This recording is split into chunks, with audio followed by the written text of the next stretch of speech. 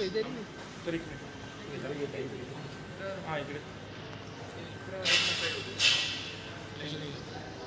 Sir, आज गोव्यामध्ये meeting कशा निवडणुका झाल्यात लोकसभेच्या गोव्यामधल्या सुद्धा 2 जागेच्या निवडणुका झाल्या आणि निवडणुकीमध्ये मी या ठिकाणी राहू शकलो नव्हतो 2 दिवस, कारण शेवटच्या पिरियडमध्ये राहता येत नाही.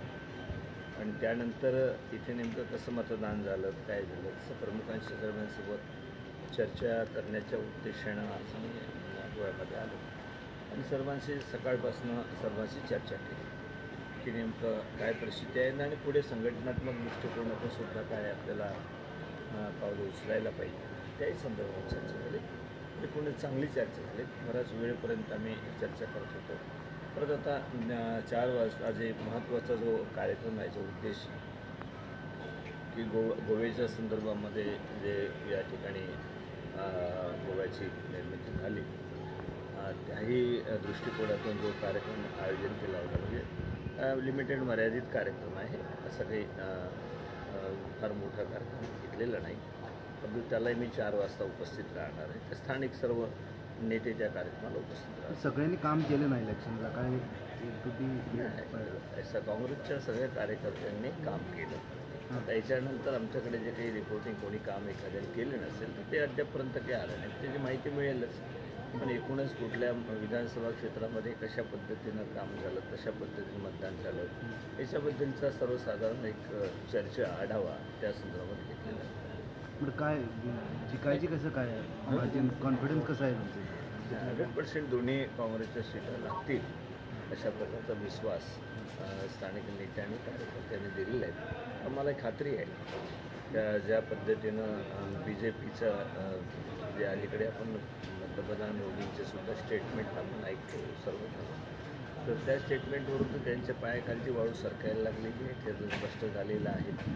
देशामध्ये सुद्धा त्यांनी जे स्टेटमेंट केली ते स्टेटमेंट पाहिल्यावर पंतप्रधानांच्या तोंडामध्ये अशा प्रकारची स्टेटमेंट त्यावरून किती घाबरलेल्या अवस्थेमध्ये आहेत. जी 400 जागा म्हणून ते म्हणत होते, परंतु या ठिकाणी 400 जागा तर सोडाच, पण बहुमतसुद्धा त्यांना मिळणार नाही अशा प्रकारची स्थिती आज संपूर्ण देशामध्ये निर्माण झालेली आहे.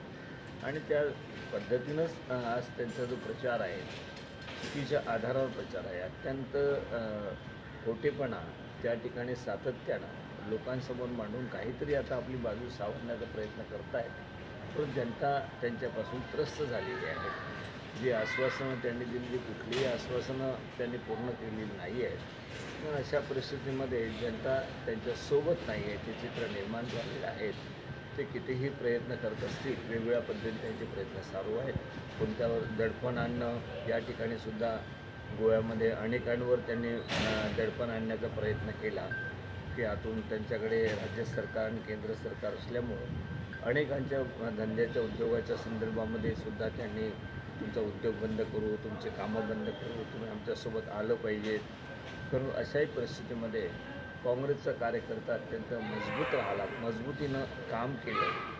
आज आमचे MLA कमी असतील किंवा बरेचसे लोक त्यांनी भ्रष्टाचारामध्ये लिप्त असलेल्या लोकांना त्यांनी तिकडे त्यांच्या पक्षामध्ये घेतले असेल, परंतु एक चांगल्या पद्धतीनं जे आमचे प्रमुख नेते आहेत, कार्यकर्ते आहेत, यांनी साऊथमध्ये आणि नॉर्थमध्ये दोन्ही ठिकाणी चांगलं काम केलेलं आहे. साहेब, तुमचं हे कसं असणार पुढे? इंडिया अलायन्स कंटिन्यू असणार काय? प्रश्नच नाही. इंडिया अलायन्स हे नेहमीसाठी कंटिन्यू राहील, पुढच्या सगळ्या निवडणुका एकत्रपणेच लढवेल, त्यामध्ये कुठेही शंका बाळगण्याचं कुठलंही कारण नाही. आणि जे काही वावड्या उठवल्या जात आहेत, BJPचं ते एक षडयंत्र आहे की यांच्या वापसामध्ये फूट पडली पाहिजे आणि कुठेतरी मग आपल्याकडे कुठे त्या ठिकाणी कार्यकर्ते किंवा मतदार आली पाहिजेत, पण तो असं होणार नाही आहेत. आता BJPचा जो काळ आहे तो जवळजवळ संपलेला आहे.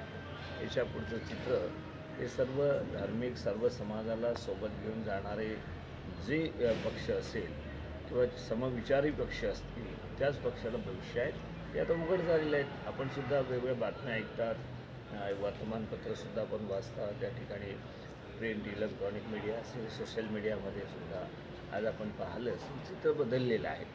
2014ची 2019ची निवडणूक आता ती राहिलेली नाही आहे. आता जाणीव झालेली आहे लोकांना यांचा खोटारपणा पराकोटीला पोचलेला आहे, तर त्यांना कोणी सपोर्ट करणार नाही तो पण आहे. गांधी घराण्याशी माझा वैयक्तिक वैर नाही असं मोदींनी म्हटलं, त्याच्यावर तुमचं काय म्हणणं? ते आता एक दिवसाला रोज तुम्ही आता सगळे इलेक्ट्रॉनिकमधले आहेत, पत्रकारी असतील, त्या सगळ्यांनी जर मोदींची स्टेटमेंट मागच्या 1 महिन्यामधले जर आपण तपासलेत बारकाईनं, तर आपल्या लक्षात येईल की एवढ्या पंतप्रधान स्तरावरच्या एका नेतृत्वाने अशा प्रकारची स्टेटमेंट करायची, आज एक, उद्या एक, परवा एक. आणि गांधीजींच्या संदर्भामध्ये त्यांनी म्हणावं की गांधीजी पिक्चर निघाल्यापासूनच गांधीजींना देशामध्ये ओळखतं.